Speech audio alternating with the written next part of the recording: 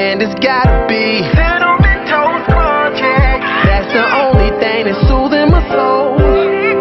Turn on the TV to Power Rangers. Now it's morphin' time. I'm ready to go. Oh boy! All right, guys, we are here now to talk about Pet Semetary. A horror movie that just came out right on the heels of Us, so we may talk about some comparisons here. We're going to do the non-spoiler review first here, sir. So I got my buddy here. His name is Judd. He lives out in the woods by himself with his wife that died of cancer or perhaps murdered. He wanted me to go out into the woods with him. I don't know about that, but I'm going to do that anyway. Let's see what Judd, also Chuck Taylor, has to say about. Oh, he turned his camera off. Perhaps he's in the process of murdering. Right? Oh, there he is again. Judd, or whatever your name is. What did you think about Pet Semetary? Hey, Gage, you're such a not Gage. What's his name? Chuck. What's his name? Chuck. What's the cat's name? CK Cat. Oh, he's such a great. This is our non-spoiler here, so if you're gonna check it out, you don't have to be scared. I don't say too much. I thought it was okay. It was okay movie. I definitely feel a different feeling after watching Us and then seeing this movie. It's like, oh no, you could have done a lot better than this. Like, this was hard before. Like this is what y'all like. Y'all like these type of movies. I never. Let me go by saying I never saw the other Pet Semetary, so I didn't know how the story even goes.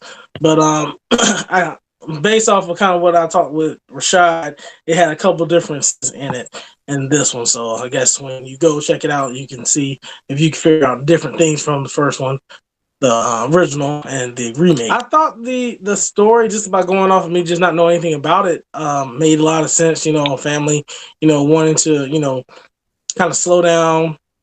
Everything that most families kind of talk about. Like, hey, you're working too much. Your kids are growing up. You want to be able to see them. Let's go to the country, slow down, be a little more peace. Really grow our family and that type of thing. Like you talk about that as a family. Like, I've talked with my wife about things like that. Like, hey, I need to get a different type of job so I can be home more. And I can do things with my family. Those type of things. So it all started off well. But to me, it just had some big holes. I'm like, most people wouldn't just allow this to happen. Like, so it was like I can't go into very much details right now on this part of it, but it's just like you just notice as the movie goes on, it's like that's not what most parents will allow to happen. Like, these parents are very good parents. These parents are good parents. Huh? As a standard horror movie, people making bad decisions. Yeah, they make really bad decisions. But this is at the beginning of the movie. This is like before anything like scary or anything like that crazy starts to happen. This is just bad parenting decisions. Like you going out to the mall and you just make this type of decision. This is the type of decision that you wouldn't do as a parent. At least a good one. So off gate, you see a lot of that happening. I'm like, that's not going to ever. Nah. Okay, this whole story would be different if I was ever involved real quick. Just off gate. But other than that, if you kind of get past that a little bit, because it's a horror movie, it has to get into something. They have to make bad decisions to make the story go. Right. I really think it's people a cool. Who make good decisions don't get in horror movies. Huh? I said people who make good decisions don't get in horror movies. Basically. That should be like a whole movie about somebody that just makes good decisions all day. And like you see like the bad things that could have happened, like a death card or zombies and things, but decided he didn't go check on that noise, so nothing happened. For real. So basically once it gets into the story, and it does have a nice mystery about it. Because when I was looking at it, I'm like, what's going on here? Because I'm at first just going in, I thought it was seriously like I had no idea what the Pet Semetary was. I was like, okay, so the pets are just gonna start attacking people and killing people. Are they the bad guy in this movie? Because I never saw the first one. So we're going in, like you definitely see the everything kind of something deeper. So I liked how the story just like kind of kept everything hidden until like the middle end of the movie, and then you start seeing like the real the real I guess conflict in the movie, and it definitely brings you, I guess, to a point where what would you do in certain type of decisions? Because we Yeah. all can say what we would do if this happened if we're looking at somebody else, but when this happens to you, are you going to be able to get through it? So it definitely makes a lot of hard decisions. Has some moments in it, it's like, oh my gosh, no. And has a couple of scary parts. It wasn't that scary to me. It just kind of made you think a lot more what type of decisions. But that's how most horror movies, they're decision based, and you kind of see the consequences of what you decide to do. So other than that, so if you want to go in, I think it's going to be, you will have some moments that you'll jump at. The cat was a freaking star. I'm like, how did they get a cat to act like that? Because the cat was scary. Especially after his transformation period, I was like, that cat would never came back again. Like, did you see that cat? I'm like, yeah, that cat is scary. No, the cat ain't gonna walk in and start talking junk to me, scratch my people up, and then just like hey, go to the litter box. I'm like, hey, bro, I ain't Nick Fury, bro. Yeah, I ain't the one. That cat would have been taken out real quick. But I thought it was a simple story, but it definitely made you think about what decisions would you make, and it's sometimes it's better just to let go. I think that was the whole point of the movie, was just talking about how to release and let grief go and allow things to move past, because if you don't, you'll have really bad things happen. Mm-hmm. But yeah, what about you, man? I get 2 points starting out. Let me go ahead and put Jamal down here. Jamal? I wonder if there's any cats named Jamal. I got 2 points starting out. First of all, horror movies are very hard to eat your snacks in.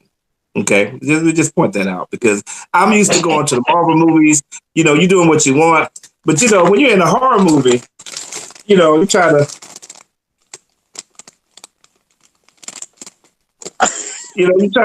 I'm moving my hand slow, like I'm playing Operation. So you have the wrong snacks, sir. You got to get the right type of snacks. You can't go in there with a full bag of dang potato chips. You got to get some like Pringles, or some maybe like some what's the ones that are in the little tube? Pringles. Pringles and pretzels. I meant to say pretzels. Pretzels, those type of things are a little easier to grab, and you can just kind of eat it quietly. I should have put them in a Ziploc bag. Cause when I realized, I was like, "Oh man!" Like, it was like my hand moving so slow. I swear I'm invisible. And secondly, okay, between this movie and Captain Marvel, I think it's safe to say that everybody should just go ahead and get rid of their cats. I'm just pointing it out there. I know you might be a cat lover. They have not done a good job making people like cats. You're right. Yes, cats are. You're on the fence. Definitely get a dog. Cats are not looking good these days.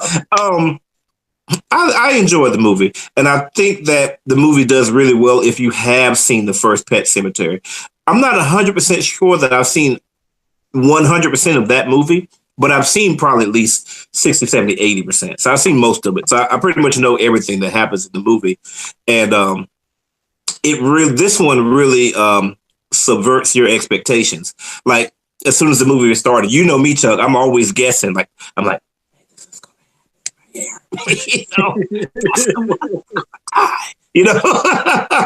and then it's like, oh, that's not how that happened at all.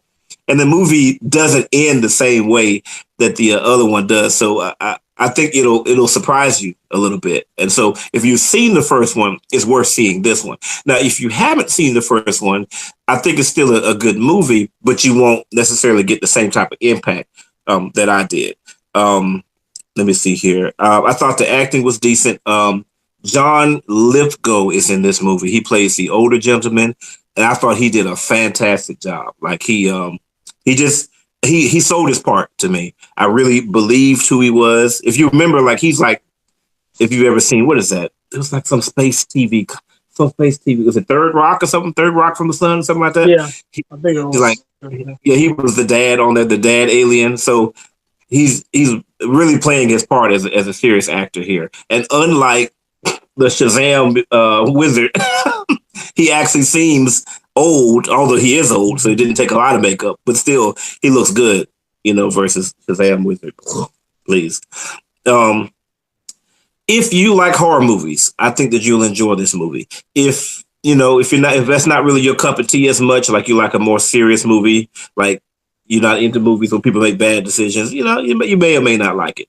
Overall, it's a good movie. I think it's well put together. I think there is enough suspense for you. So I will say, yeah, you should go ahead and check this movie out if you get time. Do you have to see this movie like Infinity War or Shazam or Us? No, you don't have to see this movie. Your life will be just fine if you've never seen this movie. But I think you should check it out if you can. What about you, Chuck? Yeah, I like I said, I'm not the biggest horror guy, but I'm doing it because we review movies. So, but I'm definitely, I think it's a good movie, but it's not one I would necessarily go pay to watch at a theater that much. Like it's not like Us. Us is like some type of epic. Like you want to see what the next one's going to be. Like this is more like, okay, if it comes on, I'll just in the mood for horror movies on HBO or something. I'll check it out, or Netflix. It's a good. It was an hour and a half, 2 hours. It didn't seem very long. Yeah, it kind of gets to the point. It's not very long. Yeah, it like kind of jumps right up in there into everything. So I definitely think you should check it out if it comes on TV. If you just love horror movies, it's a Stephen King movie, so I know there are a lot of Stephen King fans. I like it, and The Shining and things like that. So I think it does homage to his work. They don't steer from it that much. So I heard. So I thought it was a decent movie. I throw that in there because I said I didn't watch the other one, so I heard. He said he didn't watch the other one. Oh, that's hilarious. Anything else? Nah, I'm good.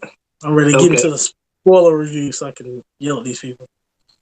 Yeah, there's not a whole lot to say about this in the non-spoiler. It's like, yeah, I liked it or didn't. I mean, it's not a whole lot. Go see it. Don't see it. All right. Well, if you like what we did here, make sure you leave a like. If you're watching right now, make sure you stay along to watch us get into the spoiler review or not. Make sure you come back. Either way, we're fine. We won't come back from the grave and murder you unless you're watching the spoiler review. We will. Make sure you leave a comment. And as usual, you get to subscribe. Subscribe. I'm coming for you. This is Color Commentary, where we do come back from the grave. Peace. And it's gotta be